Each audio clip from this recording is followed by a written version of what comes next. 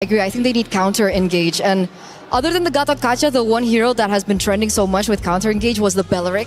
So that is a really good ban coming in from Team Vitality. And the second one, which I'm kind of 50-50 with, but it has won games, is the Minotaur. Surprisingly so, it has gained popularity, and it also can bring out the Revitalize. Yeah, I feel like if Minotaur lasts after you see Vitality's pick in mid, it's fine. Because if they pick up an Eve, which they have not banned, if they pick up a Jushin, which they also have not banned, that might be very difficult. It looks like Vitality is on the same page as us. They're taking out the Beleric as well as the Gatot. Revitalized carriers, so now it's only high loss, which there's multiple heroes that can deal with the house. In fact, they can pick up a Gourd, and the Gourd might still work well here. Which is why I don't like the Hylos pick. I think they need a little bit more CC to work with, a little bit more tools to work with. I understand the Hylos still has that, point and click stun, which is really great, but it's not AoE. It's not groundbreaking like something like the that Fumi Echo has on the Alice, or the Fatal Links that, of course, Vivian has on her hands right now. It's not great for counter engage. It's like meh. It's meh. You walk fast a bit, and it's like pop, like, and then you're stunned. Because I would say Cho if they want. So it looks like they're setting up for either a Balman or a Barats. Most probably a Barats here, and I think it's going to be good. But this is high risk, high reward, Eterna, right? Because they have a lot of bursts. They can go in and out, but this is one of those drafts that requires high mechanical prowess and a lot of trust. If you don't trust your team, it's going to look very bad, very fast. And Matilda really has to be on point, I think, when she utilizes like all her resources. So with that in mind, carry was already banned by them. The gold lane is still wide open. They don't have any source of shred or burst just yet. So we're waiting on the next two picks. Without the carry, what would you utilize in the gold lane? Selena was not my first pick, but Claude still makes sense here. It sounds like Vitality is rushing to go back home here. Selena can just make the farm so fast, get Hirara moving, and then Geltek, they don't have a lot of HP. It's just the Esmeralda, even the Matilda, right? If she gets the Flash of the Oasis, sure, she's kind of tanky. But before that, I gotta say, both teams here, they're on the same page. High octane draft, we win fast, we lose fast. So, Barats? I think Barats is the choice. I can see a Balman. Barats if they go has crazy, anti-CC, right? Yes. So that's, I think, maybe one of the key factors that they're thinking about, because if they do go for tank jungle, they really need to work around these neutral objectives. But the choice is Balman, and Balman is highly sensitive to crowd control, which Team Vitality has a lot of. Win fast, lose fast. We'll see how it goes. Vitality also has a lot of wins, Eterna. So will they get another one? They're tied up 1-1, but Geltek Cyber Team refusing to bow the knee. They do not want to give up this match, and they are going to fight back. But the question is, who will be the first one on match point? It's a best of 5, and whoever wins will be up 2-1. It's Team Vitality once again going toe-to-toe with Geltek Cyber Team. Let's get Map 3 started with Brigitte and Gideon. We've seen two sides of the story. One where Geltek might overcome the defending champions, or of course Team Vitality holding on to the trophy all the way to the end. Only one spot in the grand finals to fill as we jump into the land of dawn. The match score is 1-1. And we will be witnessing another Selena game from Cine to top off this draft that Vitality has decided to field, which I think came as a bit of surprise for both of us and even the panel, as they've decided to go for this instead of any other source of burst and or even shred. And I love the fact that they decided, you know what, the best way to deal with it from the side of GCT, we're just going to beat you up in lane. We've got a lot of pressure on every single one of these lanes if they play it well. I think EXP is probably the biggest sandbag, but mid lane is a decent amount of control. Yep, as we're seeing right now, where they do try and attempt to at least contest with a little Wanderer, but an Abyssal Arrow landing on Kuejo. The damage from Cine, the Rupture, and Lethal Ignition are starting to pay dividends, at least for now in the early game. Yeah, they got to make sure they time those concussive blasts. And more importantly, if they happen to, snag him with an arrow, catch him with a fatal links, even a simple stun, really, that's when you can follow it out with the Selena. So I'm looking at not just the Atlas, but I'm also looking at Vival and Fumieko, if they could set things up for City too. Well, I think Geltek are very careful of those potential setups. I see multiple Purifies being picked up again. You're probably forced to, considering the amount of crowd control, which was also highlighted previously, that could be detrimental for even the Balmond of KOA. And how they are actually going to create an opening for this is something we're yet to see, because it's mostly been skirmishes in the mid lane just for now. Yep, 10 seconds left on the clock before we do see the very first turtle of this game, and immediately what's blaring alarms is where's the level 4s? Again, the waves are about to crash, but this is the most important side for important level gap for either side. They want to hit level 4 and immediately start taking first positions. Yeah, for the Selena, maybe you could argue that even if she doesn't, but at the same time, you do feel that it does slow down a bit when you have a Selena with the amount of wave clear that she can only provide. Chell, though, will get to clear this out before eventually resetting, but the turtle goes over to Vitality and a setup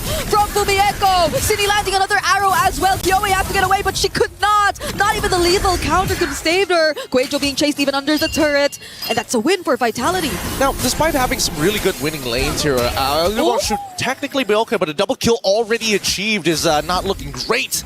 Vitality taking a 1.1k lead. We now look down towards that top side, and they're immediately taking away the gold. Livon will try her absolute best to try and stop the bleeding, but now you see it very clearly that, hey, this Alice, it's going to be a really big problem. They have no way to actually stop the engagement. They just have to dodge it. Because they also have so many ways to start it. Like, anyone from Vitality at this point, I feel, could just be confident enough to go in and catch GCT by surprise, which helps a lot in how the arrows eventually land, because the things get just so messy, similar to what you're seeing right now down bottom, but Tokyo at least will be safe from that. They're probably going to re-gank it at some point, right?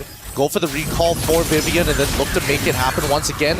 Try to steal this camp away, but now really punishing KOA. Seriously, Fumieko all alone. Might just go for the solo kill. A bit of help there from Vival, but majority of the work was done there by Fumieko all alone. Now it's a potential punish that GCT are looking for, and Guejo will get the job done. Oh, a little frustrating, of course, but it's still worth taking out the enemy jungler. KOA is currently still level 4 to Vival's level 7. 3-level difference, and stealing away camps in front of their face. He's been doing this since game 2. Game 2, a lot of resources denied from KOA, and that still holds true for game number 3. Only difference is probably you get a bit more help from Fumieko as well. She's been always in the face of KOA on this Balmond. She's not afraid even if KOA is on this hero. Yeah, I'm a little shocked as well, but at this point of time, we're just going to have to wait and see, right? Mid-game is when we're expecting GCT to really start picking up the pace, especially since Tokyo has yet to get that first item down. And once that first item is down, it's only ramping upwards. Purify out early. Yeah, that was even before the first objective. Cine too. The way that she's been landing these arrows have, I think, influenced so much of how this is not the usual aggressive Lilia early game that you're seeing from GCT. Ooh, little counter done right there. Cine, another arrow connecting onto KOA. The guiding wind might help, but Vivian will actually go for the setup. Will the follow-up be enough, though? It's going to be KOA targeted first, and they will actually find the kill. From behind, Vival goes into, and that's enough to complete this wipeout for GCT! That was so clean. That was like so unironically clean. Initially, it was just, okay, we got this big clip coming in from Vivian, but really was there enough space and time for the rest of the team to actually collapse? And they said, you know what? Yes, we'll just do it underneath the turret. Doesn't matter. Vivian's got all the big battle spells out, and because they have no Purify, there is no escape. Everything, all the skills that they threw, the sequence was just too perfect for Vitality in that gang. You mentioned it, they might go for another try, and that was the perfect time to do it up against Tokyo, who is clearly struggling in the gold lane matchup right now. Another arrow, the burst! The burst is just a bit too much. Guejo steps on another trap as well. Now we're starting to feel the lack of sustained heroes in the hands of GCT. Yeah, but they need the Flask of Oasis. Another arrow connects into a Fatal Links, but still manages to pull out with the help of a buffered Guiding Winds. These are the little mechanics here, right? You're just buffering abilities upon abilities, praying that the Chain CC has a broken link. No, they see Vival. Vival trying to go after Sonjke. That's a lot of members of GCT you spot out there, but she's still not afraid to just make her presence felt. And they can't even sit deep in enemy territory, or at least move up into no man's land to pick up the minions. At this point, it's pretty impossible for Kyoei to try to go for a steal. She needs to close that level gap to make sure that her retribution is bigger. I'm going to assume probably close to level 10 would be most ideal. Oh, Tokyo! Purify already used! Still gonna be okay. Sonjike and Kyoei too show up from the sides, but the damage on Kyoei is no joke. Fumi Echo gets to get away from that turret, but there goes the Circling Eagle. They might not want to commit this though. Nah, this is a no contest. An easy no contest for Vitality. Going to deny the purple buff as well, and they're probably going to cut off the mid-tier 2 here just to make sure they secure mid-tier 1. Just how many resources have been stolen away from GCT at this point? Vival's movements across the map have been a bit too unpredictable for GCT, or maybe they just couldn't also keep up because of the pressure that she's been doing. Look at her up against Kyoei. Even using... Oh, that wasn't the retribution. Oh! Yep. Was able to iframe her way out of the lethal counter! This is super silly. It is clear. They don't remember every single one of Hirara's abilities. She has 4 to work with here. Gotta make sure that you remember all of them. There is a snare, there is an iframe, and most importantly, she has multiple dashes. Vitality taking full control. They've pretty much shown us how the matchup goes. Hirara being able to play around this matchup against the Balmond, but it's also just not the Hirara making all of this possible. It's everyone being able to just accomplish their laning phases successfully and not allowing GCT to do the rotations they want. And Vitality, at this point, they've got squatters' rights. They're basically camping in their home, sitting in their jungle, waiting for somebody to come, and just to be an absolute nuisance, they're not going to leave. Looking at the items right now, you could, I think, see how significantly behind the EXP laner and gold laner is. It's the sides that are feeling majority of the pressure, but there could be no comparison to the jungle. I think that's almost 4K that they have to deal with, but Vivian and Fumi Echo once again are gonna go in. They're waiting for the perfect moment, and there you go, Vivian! Without the Purify, sets up for Sonjike, but she still has the black shoes, but it's space that they want. It's space that they create to steal away more and more objectives from GCT. 6 seconds left. Oh wait, the arrow actually hits, but they no punish just yet. Kyoei able to get out just in time. I don't know, this is starting to look a little risky here. A lot of the big resources have been thrown out from the side of Vitality. They're trying to back this off. The only person who can hold on is Fumi, and now they punish with Vival.